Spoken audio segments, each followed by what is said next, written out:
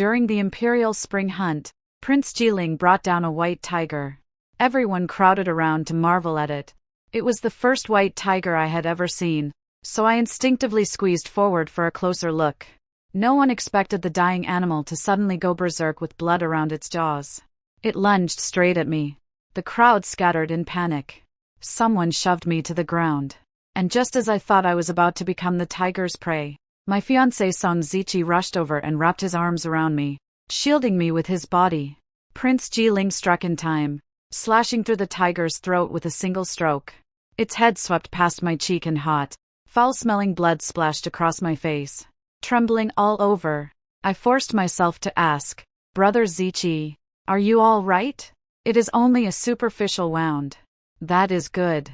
My vision went black and I fainted. When I woke, it was early the next morning. Gifts were piled beside my bed.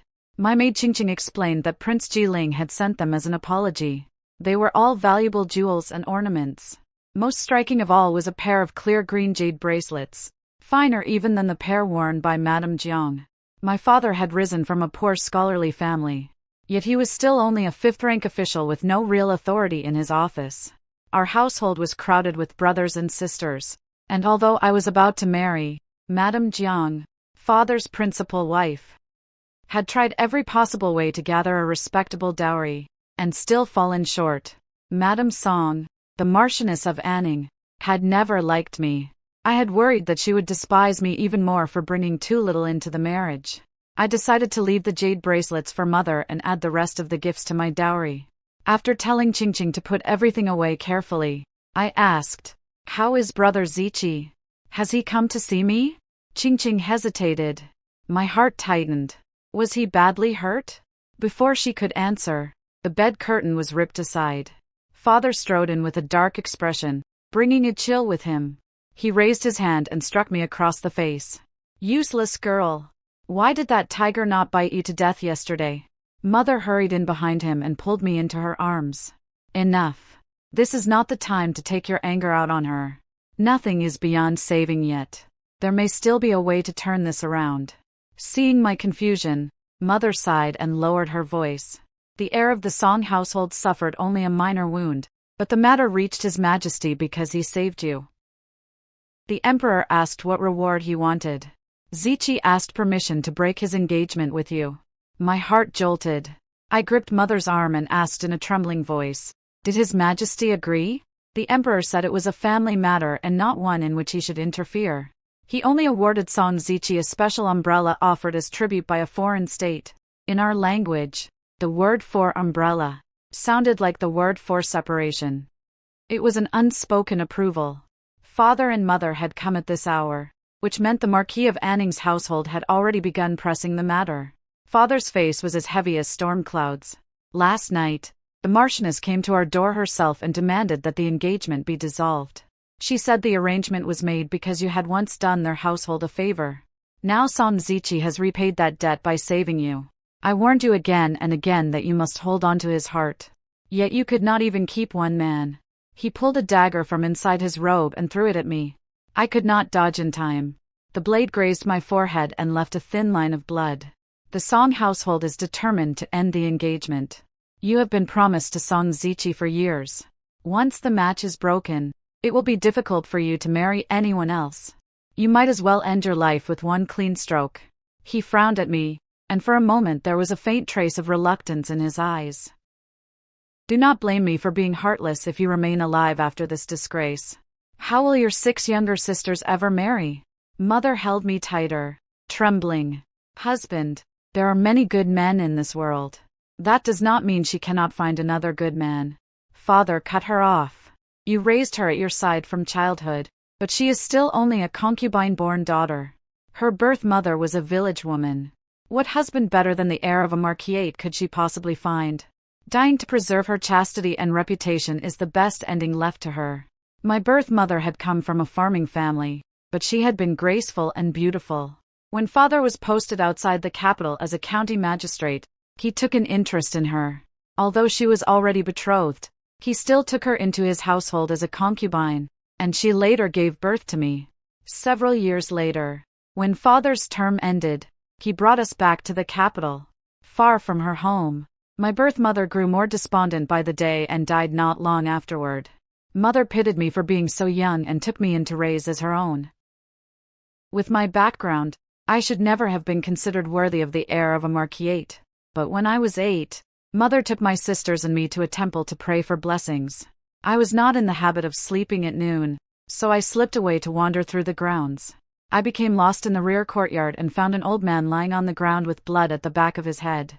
I ran for help at once. The old man was the previous Marquis of Anning, Song Zichi's grandfather.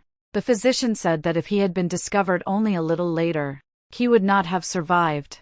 Grateful that I had saved his life, the old Marquis arranged an engagement between Zichi and me. At that time, Song Zichi's elder brother was still alive. Zichi was only the second legitimate son, and no one expected him to inherit the title. Madame Song was unwilling, but filial duty kept her from openly opposing her father-in-law. 3 years ago, the old Marquis died. A year later, Song Zichi's elder brother also died of illness. Zichi became the heir, and Madame Song began finding fault with everything about me. Nothing I did pleased her. Even so, I still wanted to marry him because Song Zichi had told me many times, "Do not mind my mother. Once you become my wife, I will protect you for the rest of your life." Our wedding was only half a year away. How could he do this? How could he bear to? Father had not finished threatening me. Unfilial daughter. Do you truly mean to force me to deal with you myself? He would do it. 2 years earlier, my eldest sister's husband's family had accused her of jealousy, sent her back to us, and then married another young lady from an eminent family.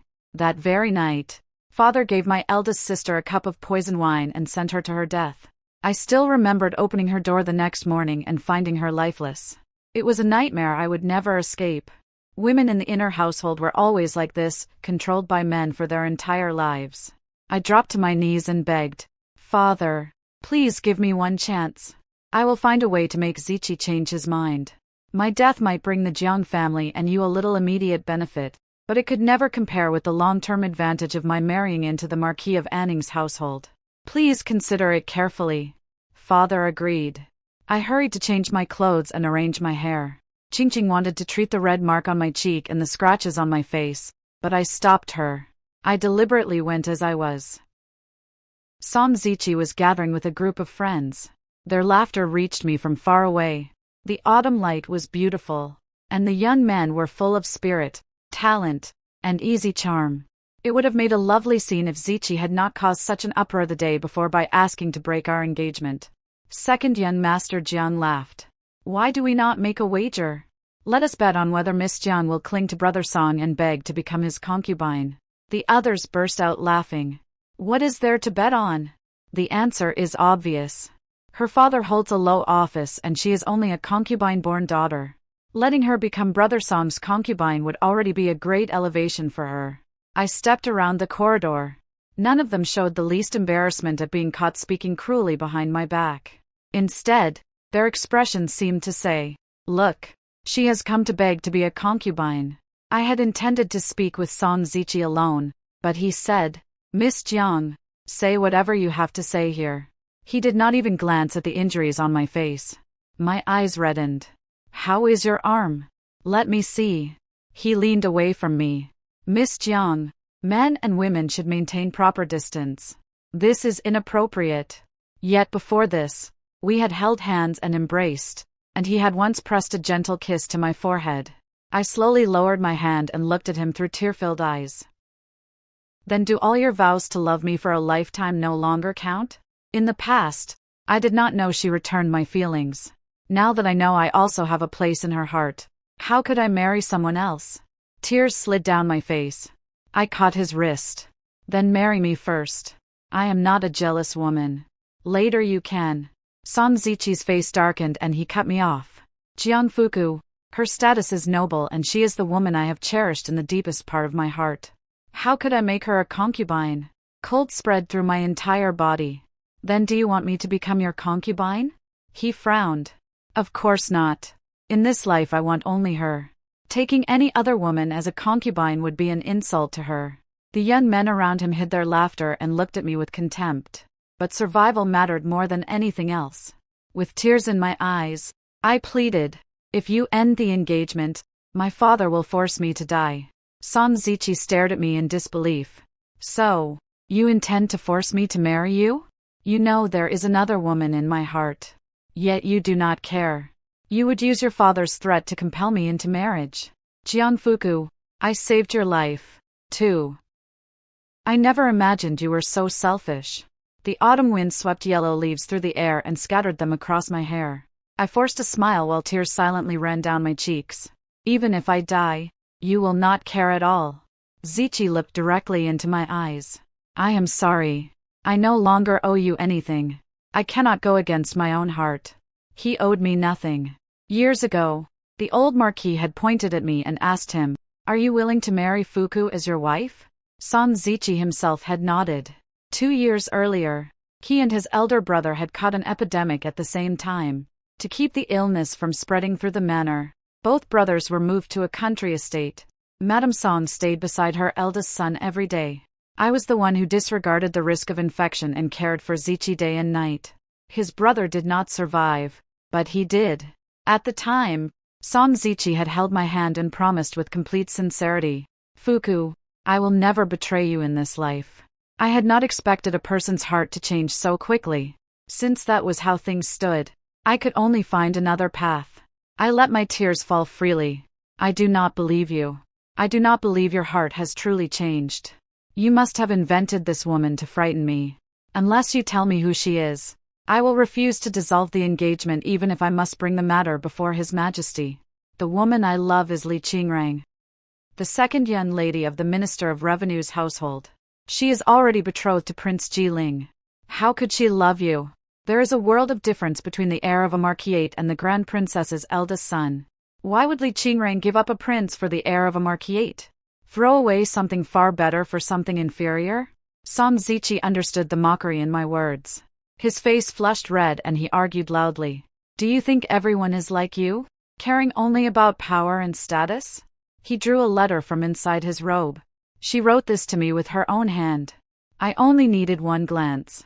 The fine sueta paper and dragon fragrance ink were indeed luxuries used by noble young ladies of the capital.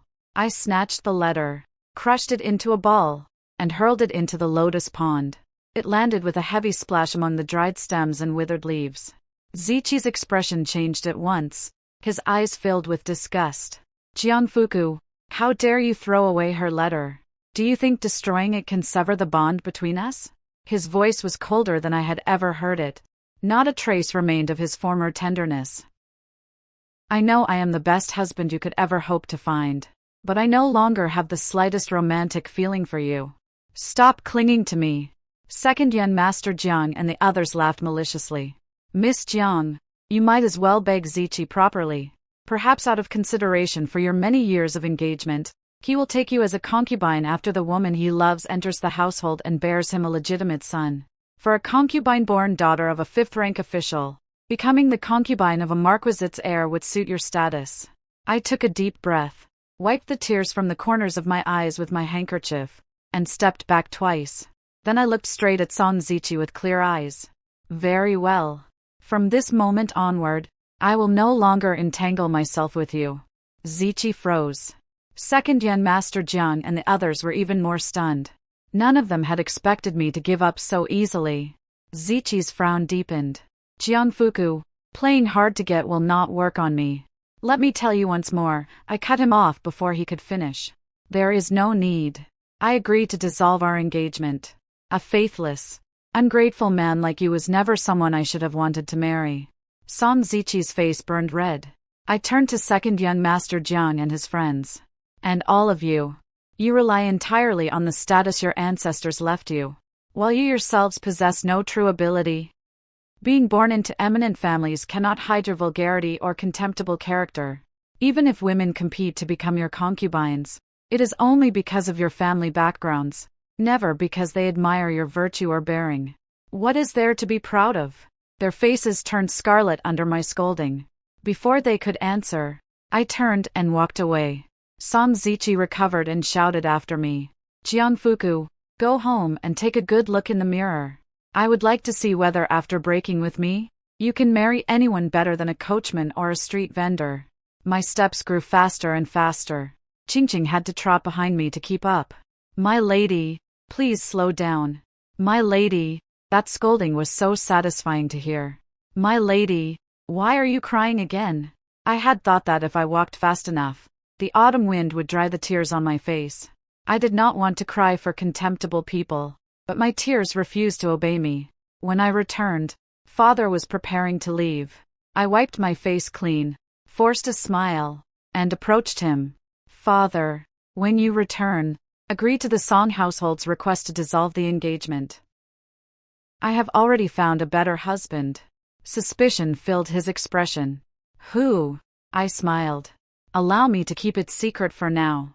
Within half a month, at the latest, I will have him come to our door and propose. Father's gaze darkened. I will give you only 7 days. If we wait any longer, the capital will forget the scandal of this broken engagement. Of course, if I died too late, he would no longer be able to extract the greatest benefit from my death. Mother handed me a booklet. This is a list of unmarried men in the capital that your second sister gathered several days ago. I originally intended to use it when choosing husbands for your younger sisters. Fuku, you are beautiful and have a lovely figure. Take a look. Perhaps you will find someone suitable. I tucked the list inside my robe and went directly to Prince Jiling's residence. I told the gatekeeper I had come to thank him for the gifts he had just sent. Before long, I was escorted inside. Prince Jiling was dressed in military clothes and practicing archery. He slowly drew a massive 3-shore war bow, one with an exceptionally heavy draw weight. The arrow flew from the string and buried itself in the exact center of the target. When he saw the guard leading me over, he raised the bow again and said calmly, "That day I should not have left the White Tiger with one breath remaining. I forgot that all of you were sheltered young ladies. Sending an apology gift was only proper. There was no need to come personally to thank me." I hurried forward and stepped directly in front of him. The arrow in his hand happened to point at the center of my forehead. Prince Jiling raised one eyebrow. "Miss Jiang, an arrow cannot tell friend from foe." I stood straight. "I did not come to thank you today. I came to hold you responsible. If your White Tiger had not frightened me, Zichi would not have rushed forward to save me, and he would not have found an excuse to break our engagement. I am now the laughingstock of the capital. Your Highness owes me compensation." Prince Jiling drew the bowstring tighter, as if he might shoot through my forehead in the next instant. "What compensation do you want?" "I want your Highness to marry me." His pupils shifted slightly and the hand holding the bow loosened. My heart rose to my throat. I forced my eyes open and refused to flinch. The arrow skimmed past my cheek, severed several strands of hair, and buried itself in an old tree more than 100 feet away. A trace of interest entered Prince Jiling's gaze. "You are not lacking in courage." "But I already have a fiancé. We love one another and understand each other's hearts.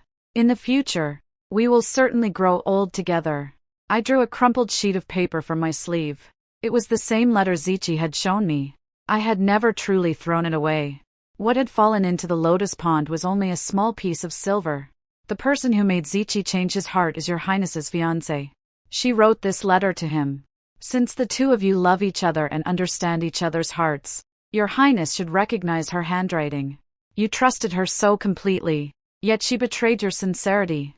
The two of us share the same misfortune. If your Highness marries me, we will surely infuriate those two faithless people." The guard beside him hurriedly stepped forward and took the heavy bow. With both hands free, Prince Jiling accepted the letter and read it line by line. When he finished, his face darkened like ink.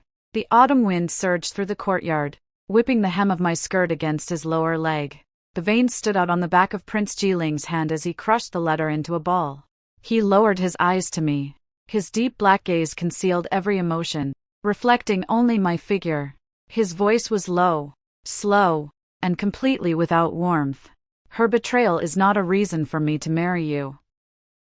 The woman I want as my wife, the woman with whom I intend to spend my life, must truly love me and share a mutual understanding with me. Do you understand?" Prince Jiling and I had met only a handful of times.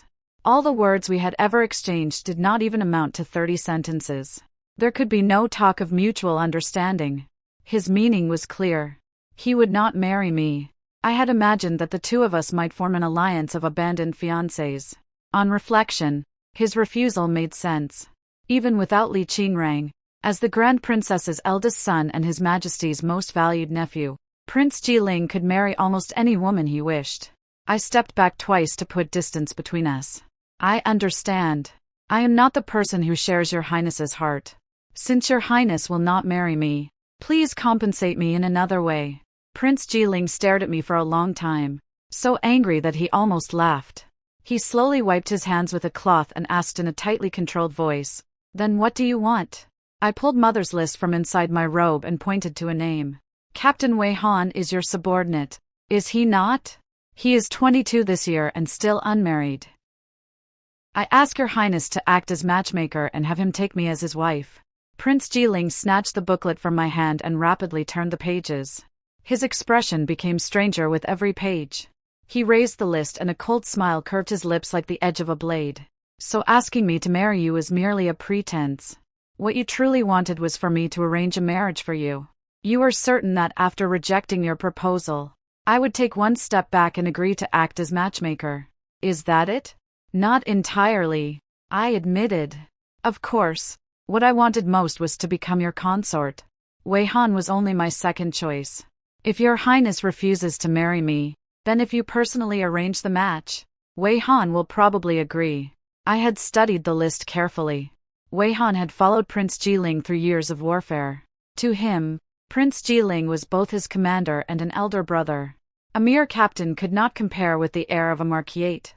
But if Prince Jiling himself served as matchmaker, father would surely no longer dare devise a way to kill me. Of course, I wanted to marry someone better than Song Ziqi and make him regret what he had done. But I knew my own worth first.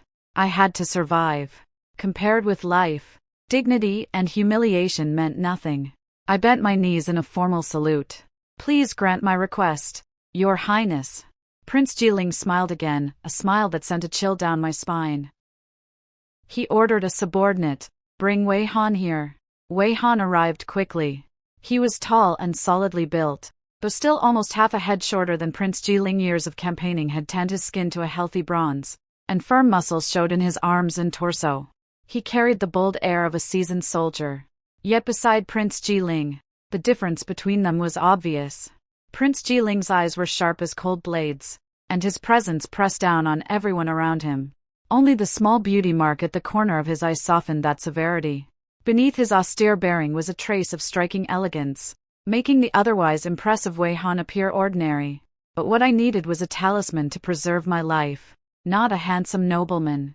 Prince Jiling pointed at me, his gaze cold. "She is the former fiancée of the heir of the Marquis of Anning. Her engagement was dissolved yesterday. Are you willing to marry her as your wife?" I gave Wei Han the gentlest smile of my life and deliberately softened my voice. "Captain Wei, I have completely severed ties with Song Ziqi. There will be no further entanglement between us. If you do not despise me, I am willing to walk through life hand in hand with you and remain devoted to you until our hair turns white." I could not tell whether I imagined it, but I seemed to hear the faint crack of knuckles. Wei Han stood some distance away. The person nearest me was Prince Jiling. Yet his expression remained cold and unchanged. Wei Han was delighted and flustered. "I am only a minor captain. I fear the young lady would suffer by marrying me." There was hope. My smile brightened and my eyes curved. "I am only an ordinary concubine-born daughter." Prince Jiling gave me a cool glance, then looked at the openly joyful Wei Han and asked one word at a time, "You want to marry her?" "I do." Before he had finished speaking, Prince Jiling's guard drove an elbow hard into his side. Wei Han blinked and looked helplessly between Prince Jiling and the guard. After a pause, he asked, "Do I want to marry her or not?" The autumn wind brushed Prince Jiling's stern brows. His voice was icy. "Whether you want to marry her is for you to decide." Wei Han looked into my pleading eyes, his hands clenched and loosened. In the end, he avoided my gaze and shook his head. "For now, I cannot accept the young lady's proposal." Prince Jiling's expression eased considerably. He waved a hand.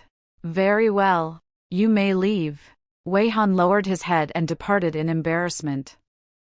I understood. Prince Jiling had done it deliberately. He would neither marry me nor help arrange another marriage. The small flame of hope that had just risen was extinguished at once. My hands and feet turned cold. I held out my hand. Since your highness will not help me, please return the list. Prince Jiling raised an eyebrow and gave a faint mocking smile. Do you intend to carry this list around and ask every man on it? You are a woman. Have you no sense of shame? I told myself not to cry, but tears ignored me and spilled over. I snatched the booklet back and choked out. Is shame more important than life? If I do not find a path for myself, this date next year may be the anniversary of my death. My birth mother gave up half her life to bring me into this world. Mother devoted years of effort to raising me. Why should I trade away my life merely to satisfy rigid rules of propriety? Would that not only grieve those who love me and delight those who hate me? Your highness was born to rank and honor. Naturally, you cannot understand the suffering of women like us, women who cannot afford the luxury of shame. I bowed. Farewell. At the doorway, I suddenly stopped. I took a deep breath, turned, and met Prince Jiling's gaze. There was no mockery or contempt in it now, only pity and another emotion I could not understand. I bowed deeply.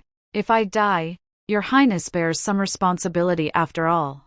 Please help mother from time to time in the future.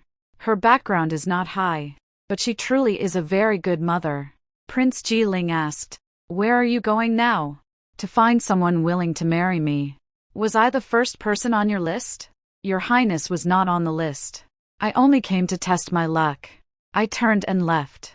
Behind me, Prince Jiling raised his voice and scolded, Jiangfuku, is your head made of wood? Perhaps he meant that I was stubborn, that even after being rejected so thoroughly, I still intended to walk around and throw myself against one wall after another. In truth, I had expected this result. I steeled myself and continued taking the list from household to household. For 2 straight days, I was refused at every gate. I thought I might encounter some of the unmarried men while everyone was out hunting, but a young eunuch stopped me. Prince Jiling has ordered that Miss Jiang was badly frightened and should not enter the hunting grounds for now. Please remain in your tent and rest for the next few days. Hateful man. He had blocked every path left to me. 3 days passed without the slightest progress. Father sent a letter urging me to act. Mother prepared a bundle containing a change of clothes and some silver. Fuku, take these things and leave when the time comes. I will tell everyone you threw yourself from a cliff. Your father will accept that result. Of course, he would accept it publicly. He would gain a daughter praised for preserving her chastity and honor, and the Marquis of Anning's household would surely have to compensate him. But within our own home, father would never forgive mother. Over the years he had taken one concubine after another, and had never treated mother kindly. She stroked my head, her eyes full of love and reluctance. Your maternal grandfather was once his teacher. He cannot truly force me to die. At worst, I will endure a few cruel words. I am accustomed to them. Fuku, nothing is more important than staying alive. Leave tonight. His Majesty is holding a banquet and our family was not originally on the guest list. Everyone's attention will be on the feast, so no one will notice you. Once we return to the capital, it will be much harder for you to escape. Perhaps that was my only remaining choice. Mother had prepared a page boy's outfit for me. I was about to change when a young eunuch came with a message. Consort Shu had added my name to the banquet list and ordered me to prepare carefully and attend that evening. I had been allowed to accompany the party to the hunting grounds only because I was Song Ziqi's fiancé. Now that the broken engagement had become common knowledge, why would Consort Shu add me to the guest list? I had no choice but to attend first and look for another opportunity afterward. Mother chose my clothing and studied me for a long time. Fuku, you truly are beautiful like a lotus rising from clear water, naturally lovely without ornament. Do not dress too splendidly. Our jewelry cannot compete with that of the great noble families. We may as well take another path. Tonight may be your final opportunity. I wore a simple pale green dress and placed only one plain jade hairpin in my hair. The moment I entered the banquet hall, countless male eyes turned toward me. Second young Master Jiang narrowed his eyes for a long moment. When he recognized me, he laughed loudly. I wondered who it was. So it is Ziqi's former fiancé. What is wrong, Miss Jiang? After being rejected, do you not even own a proper formal dress? The men I had scolded several days earlier burst into laughter and mocked me openly. Have you heard? For the past few days, she has gone from door to door asking to meet unmarried men, trying to find another household to marry into as quickly as possible. She was so arrogant before us, and now not a trace remains of the dignity of a respectable young lady. How is her conduct any different from that of a courtesan who has fled a brothel? I took a deep breath and tightened my grip on my handkerchief, keeping a beautiful smile on my face. My gaze moved through the hall. Several men from the list were present, but every one of them avoided my eyes. None dared look at me directly. Son Zichi was there as well. He frowned, his eyes filled with disgust. Jianfuku, do you know how much ridicule I have endured because you have been seeking one man after another? Are you deliberately trying to attract my attention? I have already made myself clear. I no longer have any romantic feelings for you. Stop wasting your effort and behave with some restraint. I barely listened. My eyes continued searching for a target until I spotted the source of all my misfortune, Prince Jiling. I glared fiercely at him, withdrew my gaze, ignored Zichi, and headed toward my seat at the very back. Being ignored made Zichi deeply uncomfortable. He followed me. Jianfuku, give up. You cannot find a fiancé better than me. I have considered the matter carefully these last few days. If you behave yourself, then after Qingrang and I marry, I will arrange a respectable future for you. I wanted to slap him rather than listen to another word. I walked faster. Then a hand suddenly closed firmly around my wrist. I turned in anger. Men and women should maintain proper distance. Release me. But the eyes that met mine were Prince Jiling's, dark and deep as a cold pool. His gaze first rested on the plain jade pin in my hair. Then it moved slowly down over my pale green dress. The air around him suddenly grew heavy. His throat moved once and an emotion I could not name surged in his eyes. I frowned and tried to pull free. What is your highness doing? Prince Jiling tightened his hold. If you do not want to die, stop moving. Son Zichi frowned. Has Miss Jian done something to offend your highness? She comes from a humble background and is not like the noble young ladies of the capital. Please be magnanimous. Prince Jiling's actions were impossible to understand. In an instant, everyone in the great hall was looking our way. A eunuch called loudly, His Majesty has arrived. Everyone knelt in unison. Prince Jiling still did not release my hand.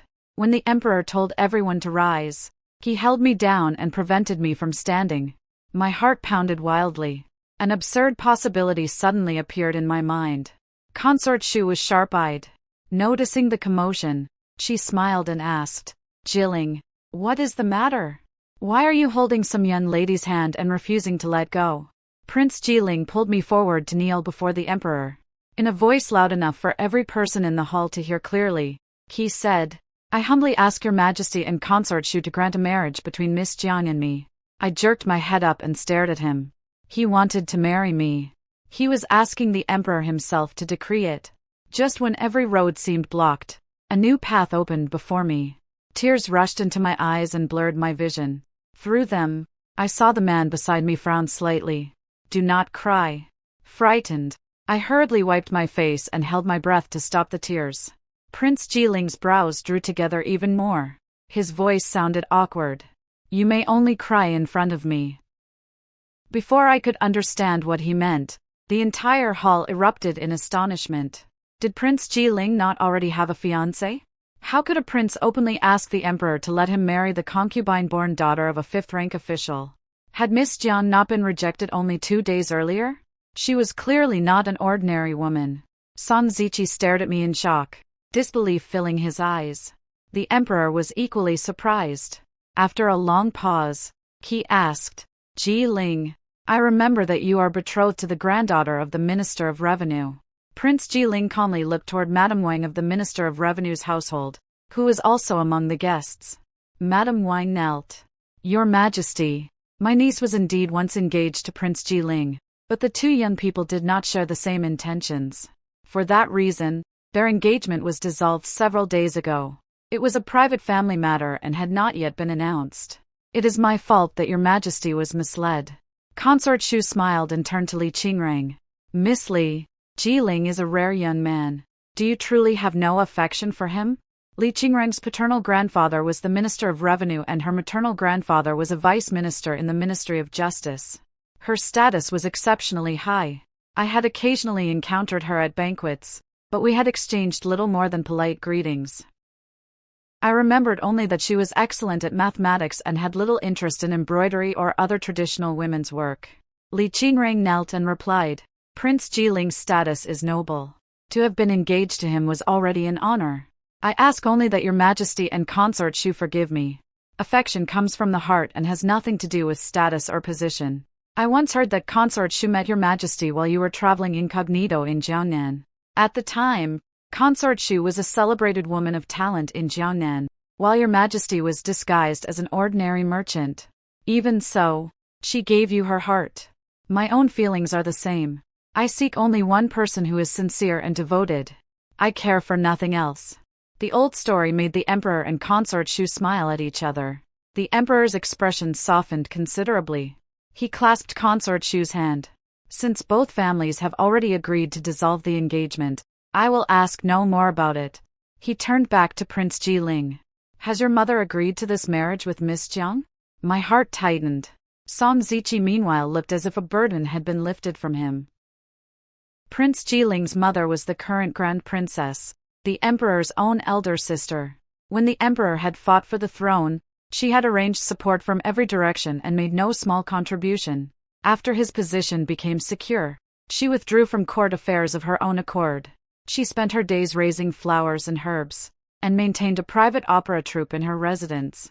She valued loyalty, understood when to advance and retreat, and was both respected and deeply loved by the emperor. Li Qingreng had been personally chosen by the Grand Princess as Prince Jiling's fiancé. That alone revealed the kind of daughter-in-law she favored. My own birth was far too low. I feared the Grand Princess would never consent. I looked nervously at Prince Jiling. He remained calm, as if everything was already under control, and produced a letter. "I have asked my mother, she has agreed." A young eunuch hurried forward, accepted the letter, and presented it to the emperor. The emperor scanned it and nodded. "It is indeed my imperial sister's handwriting. It is rare for you to ask me for anything, granted." Consort Shu covered her mouth and laughed softly. "Your Majesty, since Miss Jiang is the woman in Prince Jiling's heart, should your Majesty not also reward her?" The emperor considered for a moment and understood Consort Shu's meaning. My status was far too low to match Prince Jiling. My beloved consort is right. It was difficult enough for Jiling to meet a kindred spirit. I had thought his mind contained nothing but martial practice and warfare. "Her surname is Jiang?" the emperor asked. "Jiang Fuku," consort Shu reminded him. The emperor nodded. "Fuku, the lotus rises from clear water. Beautiful without ornament. An excellent name. I grant you the title of County Princess with the honorific Qingling. Someone prepare the decree." Prince Jiling pulled me down to kowtow and give thanks. My mind was still spinning. Just like that, I had become Princess Qingling. In the future, I would become Princess Consort. Was I dreaming in broad daylight? Unable to resist, I pinched myself hard. I felt no pain at all. So, I truly was dreaming. Prince Jiling turned and frowned at me. "Already attempting to murder your future husband." Only then did I realize I had pinched his arm instead of mine. My face burned. "I'm sorry. I just can't believe it." Prince Jiling took my hand and squeezed hard enough to make my bones ache. I drew in a sharp breath. Ah! The corner of his mouth lifted. Even the beauty mark beside his eyes seemed touched with charm. "Do you believe it now?" The palace attendants were quick to understand. They immediately moved my table forward and joined it with Prince Jiling's. I gathered my courage and glanced at the emperor and consort Shu, then could not resist looking down the hall at so many people. I whispered in amazement. Prince Jiling leaned close, his breath brushing my ear. "What are you looking at?" I lowered my voice. "So, this is what it feels like to sit near the front." Even the food arrives hot at banquets like this. Every rule had to be followed precisely. Dishes were served from the most honored guests to the least. When I sat at the last table, many dishes had already gone cold by the time they reached me. Prince Jiling placed a steaming meatball in my bowl, amusement reaching his eyes. "Eat." Before long, people began coming over to toast us. offering wishes for lifelong happiness. Prince Jiling and I rose with our cups. He tilted his head and his breath again brushed the rim of my ear. Can you drink? I paused. In the past I had attended many such occasions with Song Ziqi. He always spoke before I could raise my cup. She cannot drink. Please allow her to substitute tea. It sounded considerate. Yet sometimes the host served fragrant wine that I wanted to taste. Because of Song Ziqi's thoughtful restriction, I never touched a single drop. That evening, the banquet served green plum wine. Its color was beautiful and its fragrance was sweet. I pressed my lips together and nodded, my eyes shining. Prince Jiling looked deeply into my eyes and his throat moved once.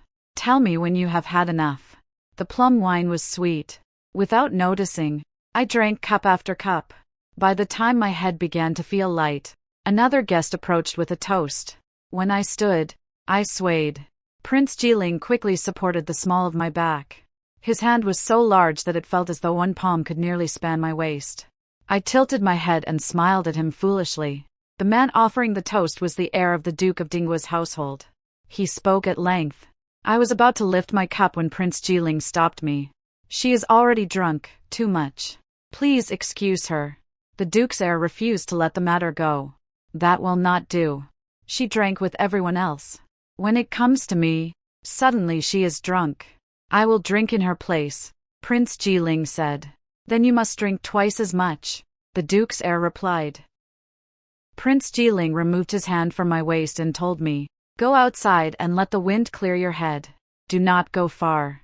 Qingqing had barely helped me out of the great hall when Song Ziqi followed. He strode over, seized my wrist, and demanded, Jiangfuku, what is going on? How did you become involved with Prince Jiling? Is it because Qingrang stole my heart? So you sought out Prince Jiling and conspired with him to take revenge on us? Fuku, marriage lasts a lifetime. It is not a game. You should find someone you truly love, not act recklessly merely to retaliate against me. I shook off his hand and stepped back to create distance between us. Song Ziqi, are you happy? He froze. Miss Li has now dissolved her engagement with Prince Jiling. Both of you are free. You can be with your true love. You should be happy. In fact, you should thank me. The corridor lantern swayed, casting light and shadow across his face. His expression was impossible to read.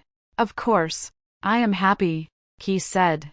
But I do not want to see you sacrifice your entire life simply to take revenge on me. I truly did not understand him. Prince Jiling's status is higher than yours, and he personally asked to marry me. The Grand Princess has approved the match, unlike your mother, who is never satisfied with me. His Majesty even granted me the title of County Princess.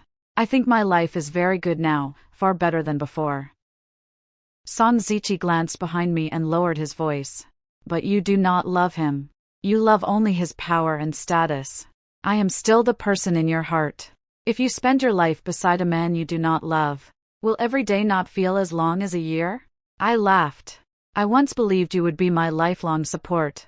I did place you in the deepest part of my heart, but you betrayed my sincerity. True feeling is the most precious thing in the world, yet it can also become the cheapest. So, I threw it away, and I threw you away with it. Prince Jiling can give me the rank of princess consort and allow me to live with dignity. I will wear fine clothes and eat good food, and I will always sit near the front at banquets. No one will dare humiliate mother again. Father will no longer dare take my life, nor will he be able to decide my younger sisters' marriages at will. With such a good life ahead of me, I only wish to live 100 years. How could every day feel as long as a year? Song Ziqi's expression became extraordinarily complicated. There was guilt in it, but also a strange delight and anticipation. He looked past me. Prince Jiling, you heard everything Fuku just said, did you not? I turned around. Prince Jiling stood beneath a palace lantern. Far behind him, the brightly lit hall and its guests raising cup after cup had become nothing more than a distant backdrop. The lantern beside him was not bright enough to dispel the surrounding darkness. Years at the frontier had left his skin sunbrowned. His brow bones were high, and his long lashes cast shadows beneath his eyes, making his emotions even harder to read. Song Ziqi continued as if what he had already done were not enough. Prince Jiling, Fuku does not like you. She exhausted every scheme to become your fiancé only because you can give her greater power and status. I opened my mouth to explain, but I did not know where to begin. I was grateful to Prince Jiling and I was genuinely happy to marry him, but at that moment I truly did not love him yet. He was not a man easily deceived. Prince Jiling walked toward us. When he came close enough, I could see that his dark eyes were as still as deep water without a single ripple. I could not tell what he felt. He placed an arm around my waist. His hold was not tight, but his palm was so warm that I could feel the heat through my clothes. He looked at San Zichi and raised one eyebrow. I am fortunate that I possess everything she wants: power, status, a mother-in-law who will cherish her, a husband who will care for her, and freedom. His eyes were so sharp that few people could meet them directly. Fortunately, I can give her all of those things. Song, you are the one who asked His Majesty to dissolve your engagement. If you are dissatisfied with the marriage between Fuku and me, you may bring your complaint before the Emperor. San Zichi's face turned pale. He refused to believe it. She does not love you. Do you truly not mind? Prince Jiling's voice was steady. The past cannot be restored. I would rather believe that the road ahead of us is still very long. After he had said so much, I had to make my own position clear. I leaned toward him and pressed a quick kiss to his cheek. Then I looked at him with deliberate shyness and affection. The road ahead is still long. Jiling, you are so outstanding that falling in love with you will only be a matter of time. The arm around my waist suddenly tightened. San Zichi stared at me through clenched teeth. Jiangfuku, can your sincere feelings change so easily? I smiled brightly. Whatever happens, I will still be better than you. All color drained from Zichi's face. Prince Jiling smiled as well, like a spring wind thawing a river sealed by winter. It was as though tender new willow shoots had appeared along the riverbank. Fuku once treated you sincerely. You cannot even show enough generosity to wish your former fiancé lifelong happiness. San Zichi opened and closed his mouth. His gaze on me held anger, reluctance, confusion, and even a trace of the affection I had not seen in his eyes for a very long time. After a long silence, he finally said, Jiangfuku, one day you will regret this. I answered without hesitation. That day will never come. I am entirely satisfied with the marriage decreed today, with my present fiancé, and with the man who will become my husband. Prince Jiling said nothing, but his back seemed to straighten a little more. I kept smiling. Even though you lack the generosity toward me, I still wish you well. May you and the woman in your heart enjoy lifelong happiness and have a son soon. San Zichi, this time remember to remain devoted.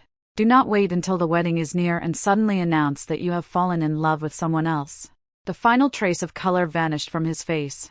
His steps staggered and he walked away as though his mind had left him. The banquet continued. Prince Jiling led me back toward the hall. But before we reached it, we encountered second young Master Jiang and the others preparing to leave. The moment they saw me, their gazes darted away.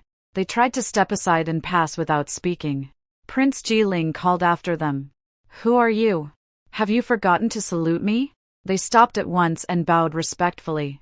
Prince Jiling added, County Princess Qingling is also here. Their jaws tightened. In their eyes, I had once been a concubine-born daughter, unworthy of notice, not even fit to become Zichi's concubine. Now, in the blink of an eye, I had become Princess Qingling, and they were required to bend their knees before me. How could they accept it willingly? Yet, willing or not, they still had to kneel. It was honor granted by His Majesty and the protection Prince Jiling had given me. Their bodies stiff with reluctance, they saluted. Greetings, County Princess Qingling. I smiled at second young Master Jiang, who stood at the front. I heard that young Master Jiang's birth mother was also a concubine. You are counted as a legitimate son only because you were raised under your father's principal wife. Your birth is no more distinguished than mine. Trampling on me will not make anyone forget who your mother was, nor will it make you nobler. His face went from livid to ashen. After they left, I asked Prince Jiling with some nervousness. Being a prince's fiancé feels wonderfully satisfying. Does this mean that in the future whenever someone offends me, I can scold them back? Am I acting like a petty upstart now that I have power? They always spoke badly of me before. It was so difficult to gain this opportunity that I truly could not hold back. Mother often says I cry too easily, anger too quickly, and have too sharp a tongue. She says I lacked the composure expected of a well-bred young lady. Prince Jiling lowered his eyes to me. It seemed that he was suppressing something reflected in his gaze. I saw myself looking cautious and smug at the same time.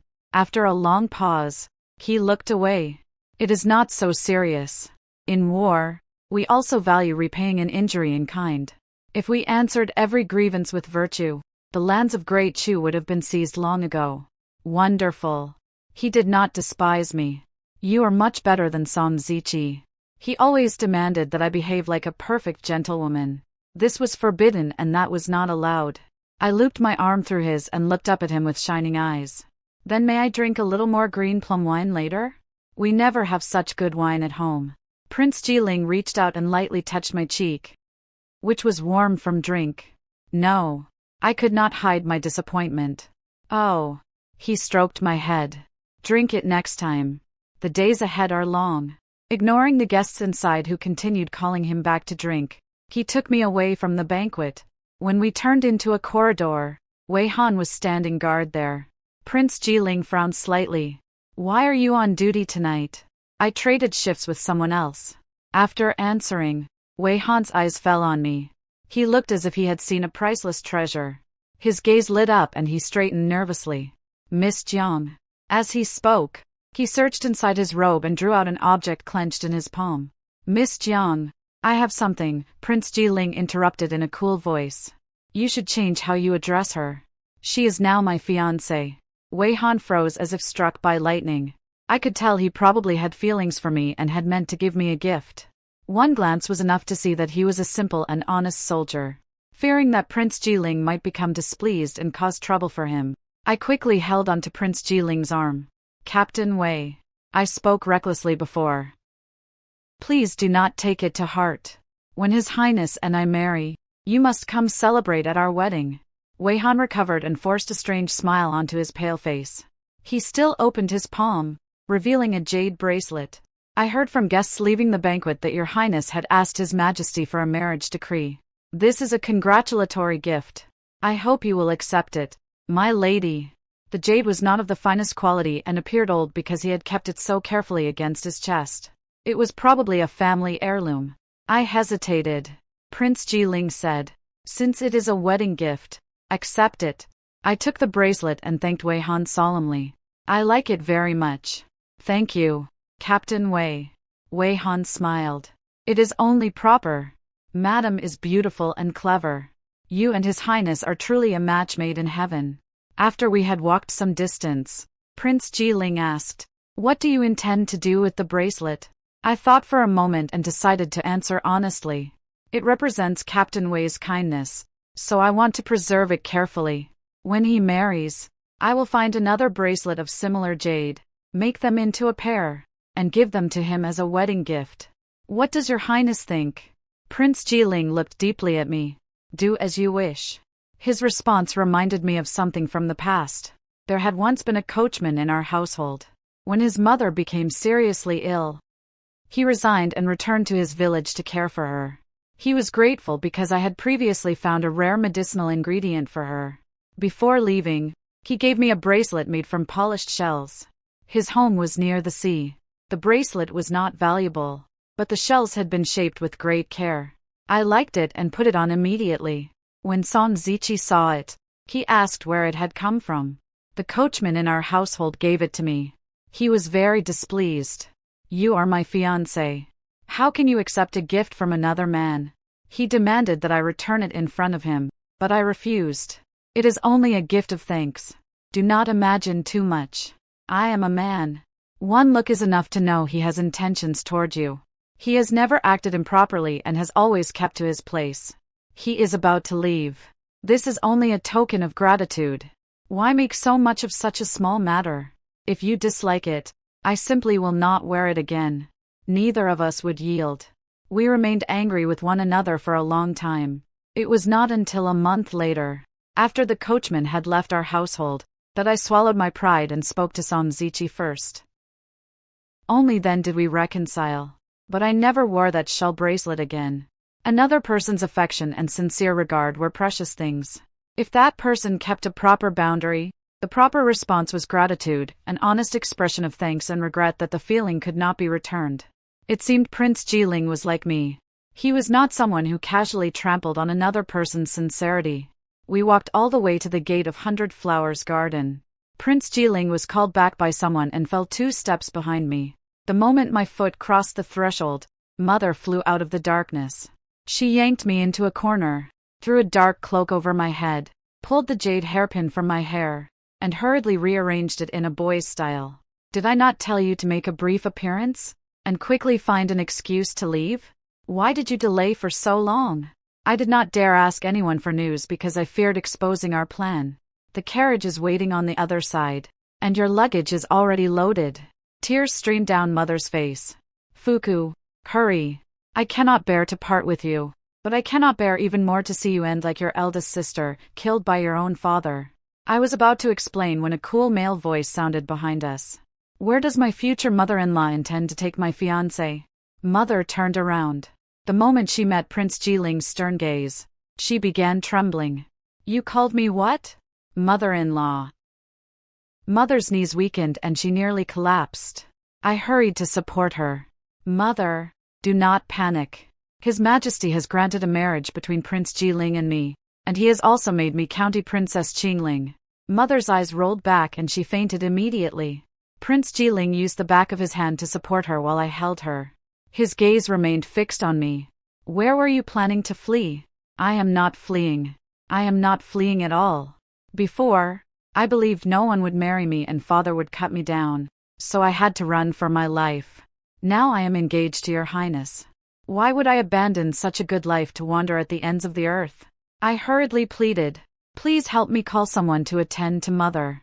Prince Jiling's expression softened. He checked Mother's pulse. She was simply overwhelmed by fright. It is nothing serious.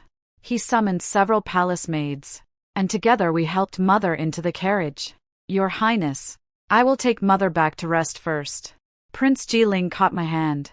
Your father truly intended to take your life. To him, office and reputation are the most important things.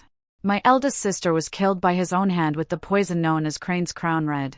If I died because my engagement was broken, it would preserve the reputation of the Jiang daughters for loyalty and chastity, while also forcing the Marquis of Anning's household to compensate him. He would gain 2 benefits at once. If that were not true, how could I have dared to approach your highness? I sighed, unable to suppress a trace of resentment. I was fortunate enough to gain a good fiancé like you. Yet father will benefit from it as well. He does not deserve to. Mother had arranged my hair too hastily. The cool night wind loosened the strands at my temples. Prince Jiling's gaze rested on my face. His fingers moved several times at his side, but in the end, he drew them back into his sleeve. He nodded slightly. Mother slept until midnight before waking. The moment she opened her eyes, she gripped my hand.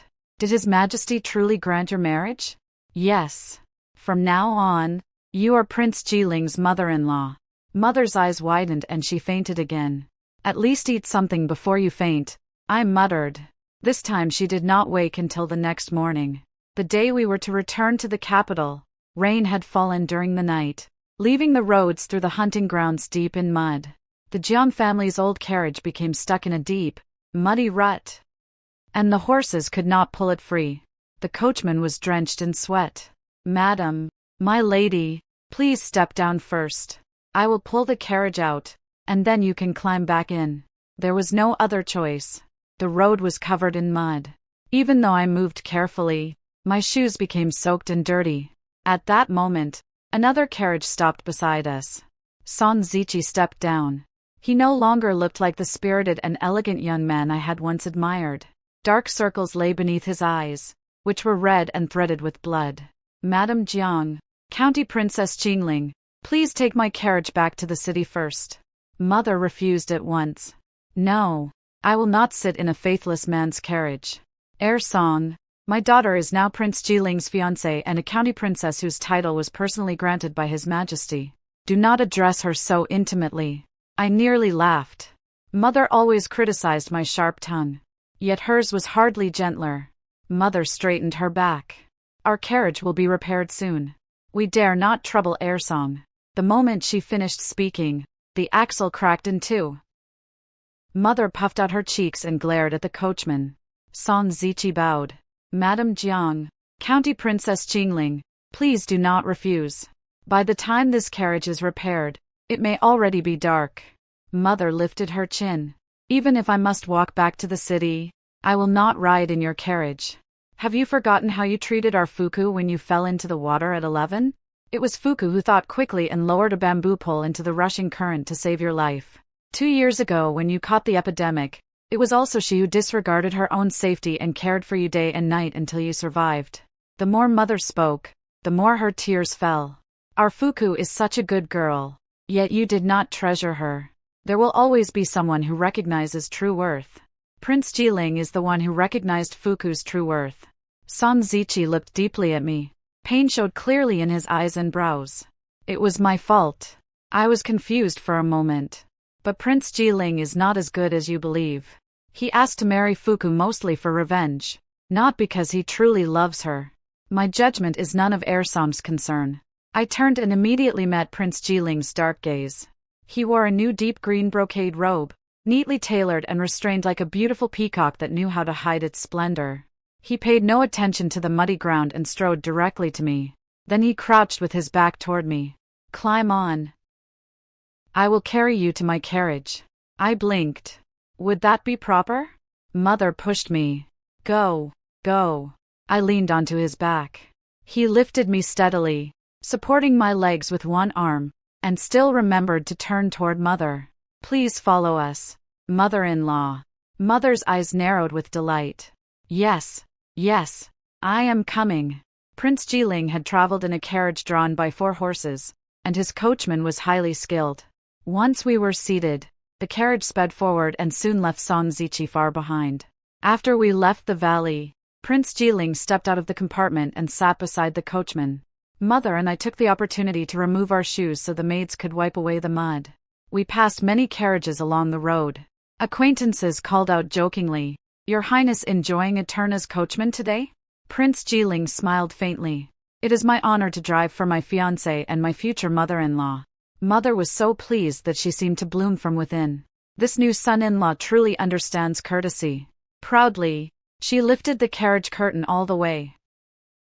She looked as though she wished everyone could see us from the hunting grounds to the city gate. When we passed the Rainbow Garments Pavilion, Mother suddenly exclaimed. Prince Jiling reined in the horses at once. "Does mother-in-law have business here? I ordered several new outfits for Fuku before, but I have forgotten to collect them." "It does not matter. We can return in 2 days. It is no trouble." Prince Jiling guided the carriage to the roadside. "It is still early. I will wait here." Mother took my hand and led me inside. The shopkeeper took some time to fetch the clothes. While we waited, Mother lowered her voice.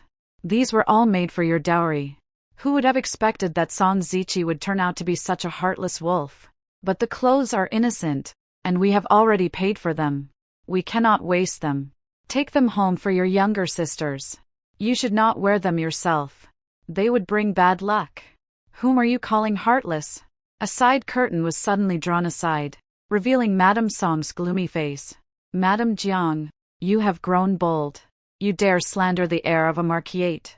I understand that after your daughter's engagement was broken, you could not find a husband better than Ziqi. But to gossip and smear him behind his back is shameless and contrary to proper teaching. Then again, what can be expected? You are only a scholar's daughter. And Jiang Fuku's birth mother was merely a village woman. What family education could either of you possess?" She looked at me with contempt.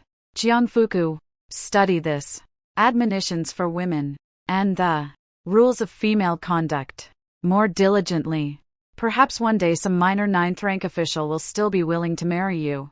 Mother cleared her throat, straightened her back, and said, "There is no need for your concern. Fuku is already engaged." Madame Song raised an eyebrow so quickly. "Which poor scholar has agreed to take her?" Prince Jiling. Madame Song choked on her own saliva and began coughing violently. "What nonsense are you speaking? Prince Jiling is someone your family dares dream of. This shop is full of bronze mirrors. Go look at yourselves. At that moment, Prince Jiling lifted the hem of his robe and crossed the threshold. Madame Song immediately smiled and stepped forward to greet him. Prince Jiling, what a coincidence. There is a mother and daughter here who do not know their place.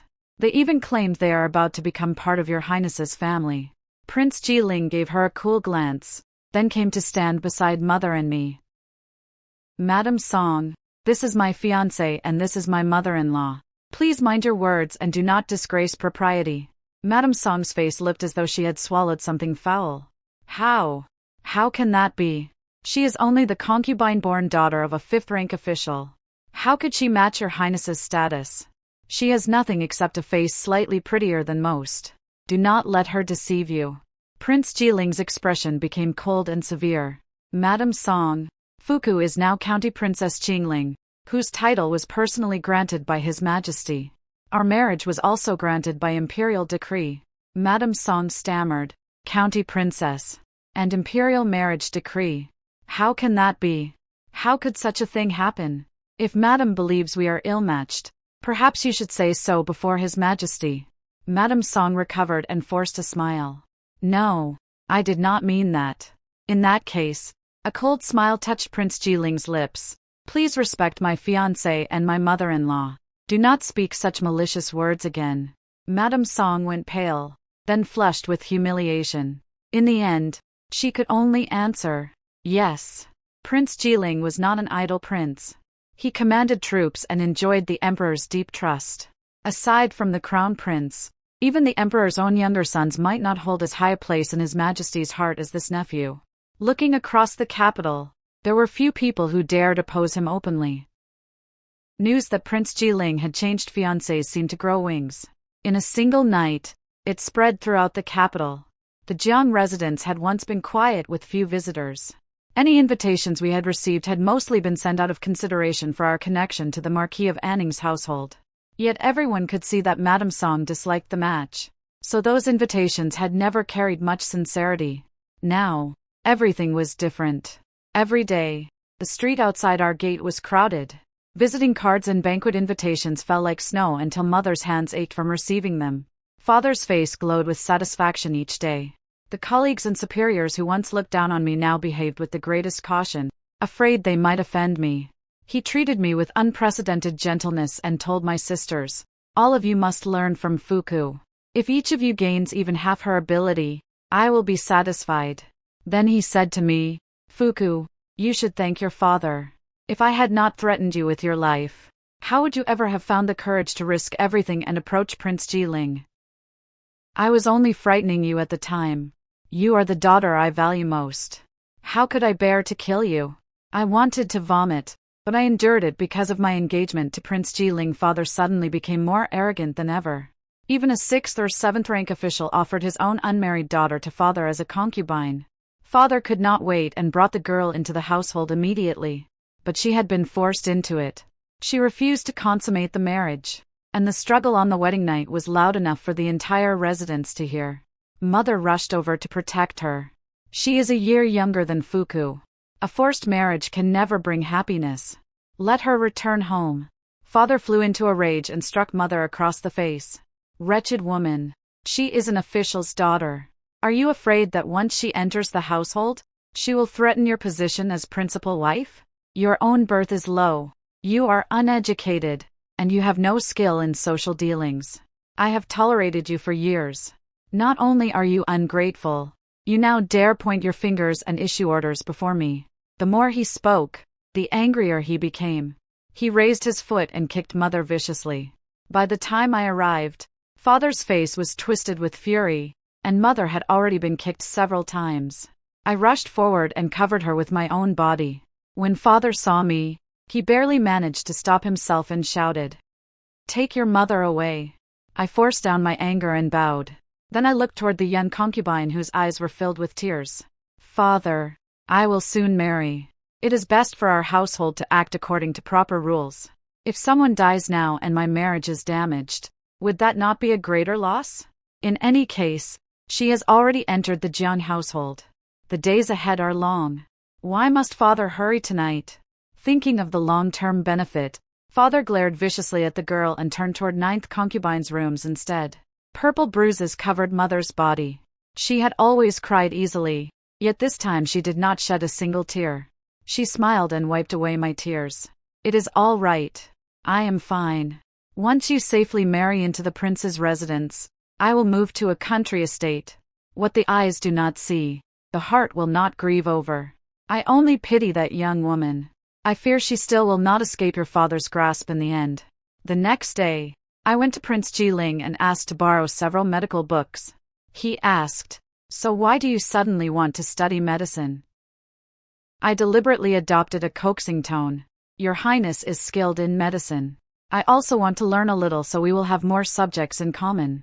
Since your Highness knows how to save people, I will study poison so I can deal with those who threaten you. Prince Jiling lowered his eyes and looked deeply at me. I suppressed my guilt and smiled. Very well. While he found several treatises on toxic substances for me, the truth was that I could not wait any longer. I wanted Father dead, but buying a prepared poison directly would attract too much attention. So, I decided to compound a slow-acting mixture myself. I stayed awake all night reading the books and finally found a formula that could quietly take a life in about a month without leaving an obvious trace. I began buying the ingredients in separate batches. To be safe, I deliberately waited until a day when Prince Jiling was away before going to his residence for the final 2 important herbs.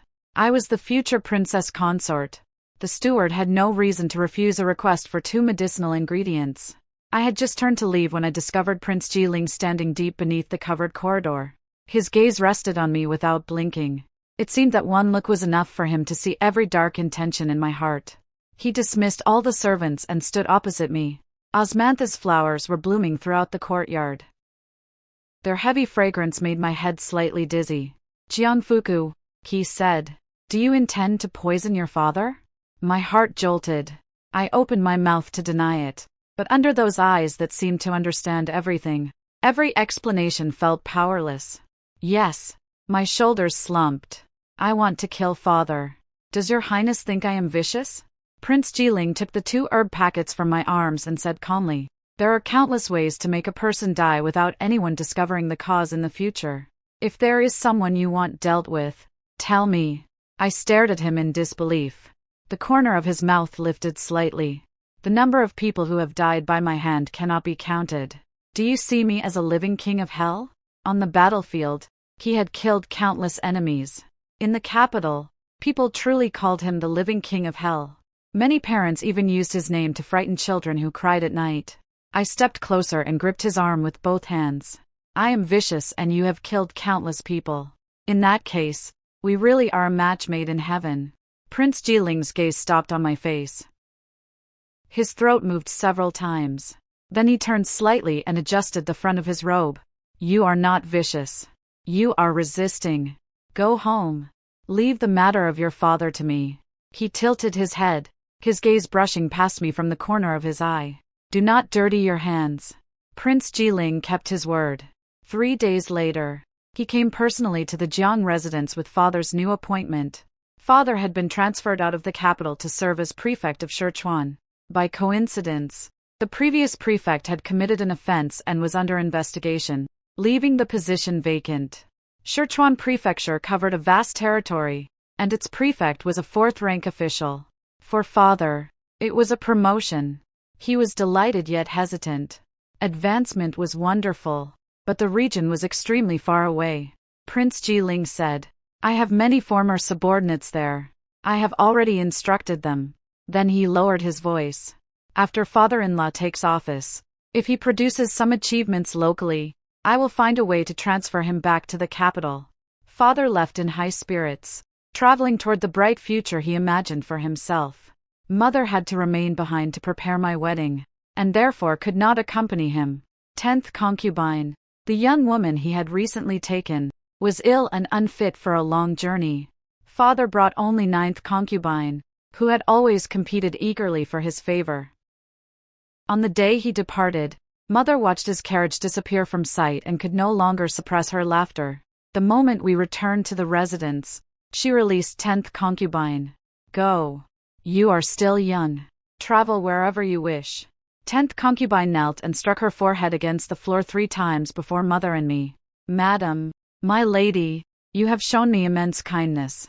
If I ever have the opportunity, I will repay you. Mother told outsiders that 10th concubine had died of illness. Sheltered young women were said to be delicate. A sudden cold taking her life would not seem unusual. I had Prince Jiling to thank for all of this. I went into the city to buy several gifts for him. But before I could return, I heard new gossip. That day, the Marquis of Anning's household had gone with great ceremony to the Li residence to ask for Li Qingrang's hand on behalf of Song Ziqi. The people of the capital discussed the match everywhere. The Marquis of Anning's household and the Minister of Revenue's household are truly well matched. These two pairs are interesting. It is almost as though they simply swapped partners. Only a few days earlier, Ziqi had seemed half mad and had come to seek me every day. A man's heart was remarkably spacious. No matter how many people it contained, it never seemed crowded. I treated the news as a joke. After buying the gifts, I stepped out of the shop and unexpectedly saw Li Qingrang entering Prince Jiling's carriage.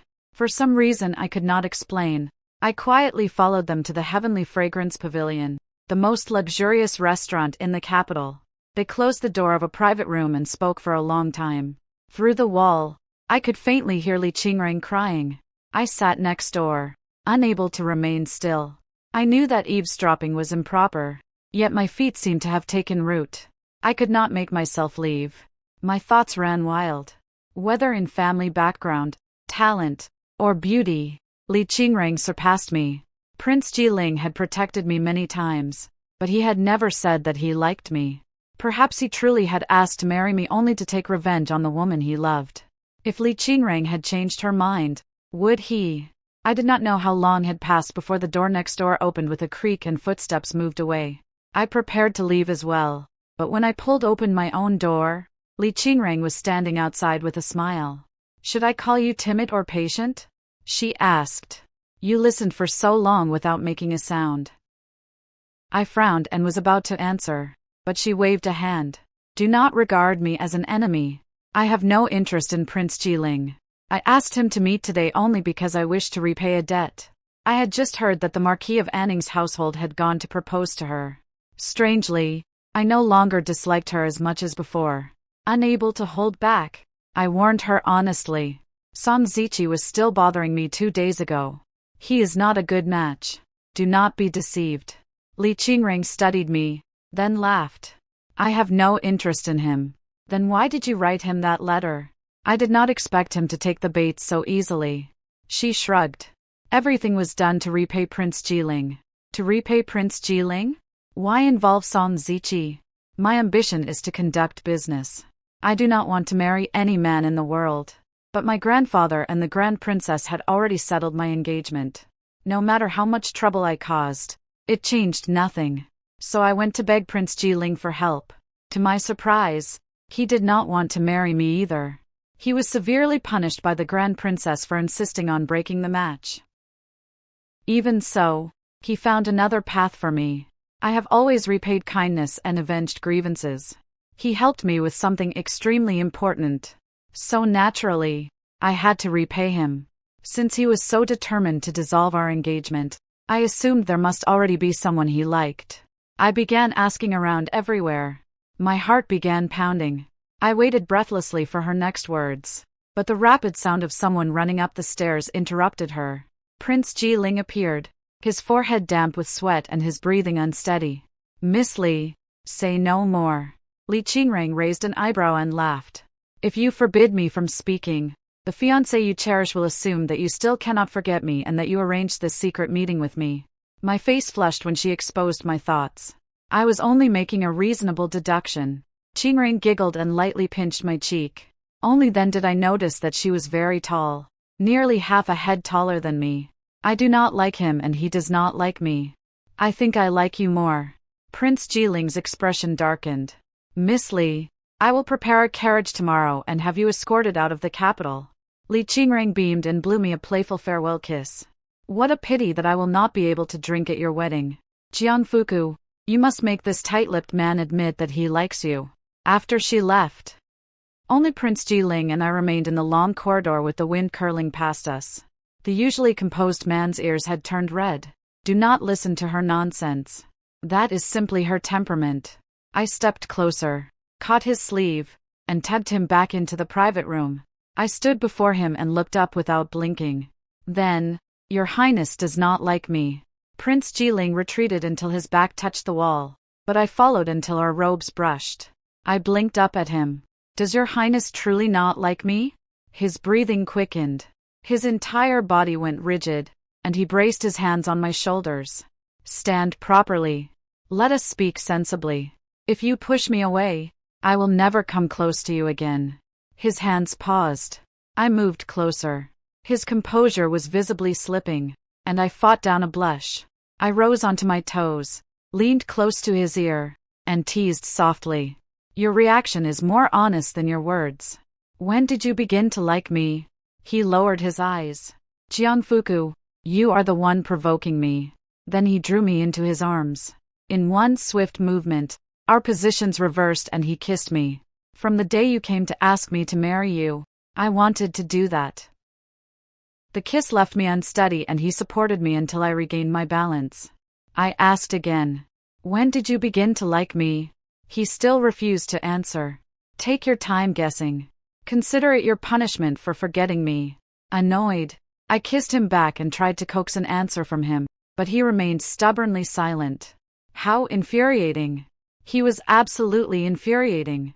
When we left the private room, the topic in the main hall had already changed. The Marquis of Anning's proposal has been refused.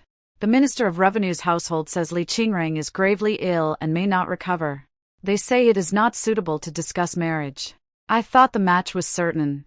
The two households are so evenly matched. In a corner, a man spat contemptuously. That heir of the Marquisate is no good man.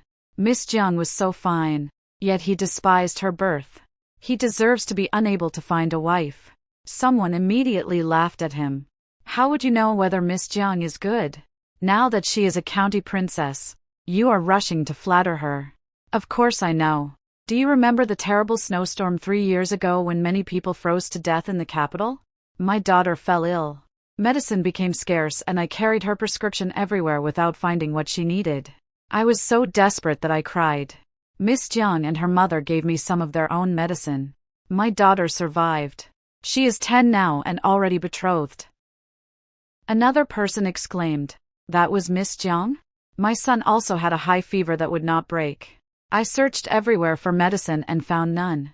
A mother and daughter shared medicine with us as well. The mother wore an old purple robe and the daughter wore a faded, well-worn blue padded coat. The young lady had large round eyes. It was her.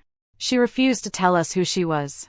I secretly followed my benefactor and learned that she was Miss Jiang. For years, I did not dare disturb her. At every festival, I simply brought some homegrown vegetables and fresh eggs and quietly left them beneath the wall of the Jiang residence. So that was where the eggs and vegetables at every festival had come from. For a time, I had even suspected that someone meant to poison me. Prince Jiling leaned closer and teased. Someone did good deeds without leaving her name. Why? Why? So my heart could remain at peace. When I was very young, I had accompanied father to one of his official postings. I became gravely ill and needed an exceedingly rare medicinal ingredient to complete the prescription. It was a small place. Even though father was the county magistrate, he could not obtain it. My birth mother searched the entire town without success. She carried me on her back and wept. A carriage passed by. A young gentleman inside asked why she was crying. After mother explained, he gave her the precious medicine without accepting a single coin and without leaving his name. When my birth mother later lay dying, she held my hand and instructed me. We no longer have an opportunity to repay that benefactor. In the future, you must pass his kindness onward.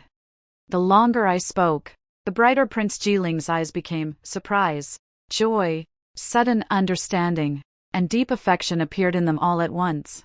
So, it was the two of us all along. He stroked my head. It seems that we truly were destined for one another. Preparations for our marriage moved quickly. 2 months later, we held the grand wedding. On our wedding night, I dreamed that I was 5 years old again. My birth mother carried my feverish body on her back and knelt before a carriage, repeatedly bowing her head. May I ask your name, young master? Even if we must serve you like beasts of burden, we will repay this great kindness." The wind lifted the curtain and revealed half the face of the young boy inside. It was Prince Jiling. Dreams shift without reason in an instant. I was returned to the great snowstorm 3 years earlier. Mother and I had distributed all the medicine we possessed and were preparing to climb into our carriage when we saw a young man lying unconscious beside the road.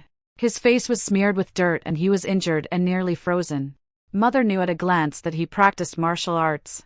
She said cautiously, "Perhaps we should report this to the authorities, but the office is in the eastern city and we are in the west.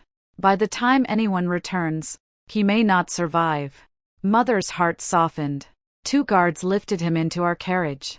We took him to the nearest medical clinic and paid his treatment costs in advance. The next day, I intended to visit and ask after him, but Father heard what we had done and confined Mother and me to the residence, forbidding us to attract further attention. When the snow melted, I sent Ching to inquire. She learned that the young man's family had taken him away.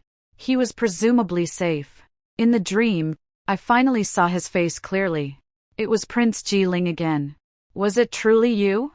I opened my eyes and met the attentive gaze of the man beside me.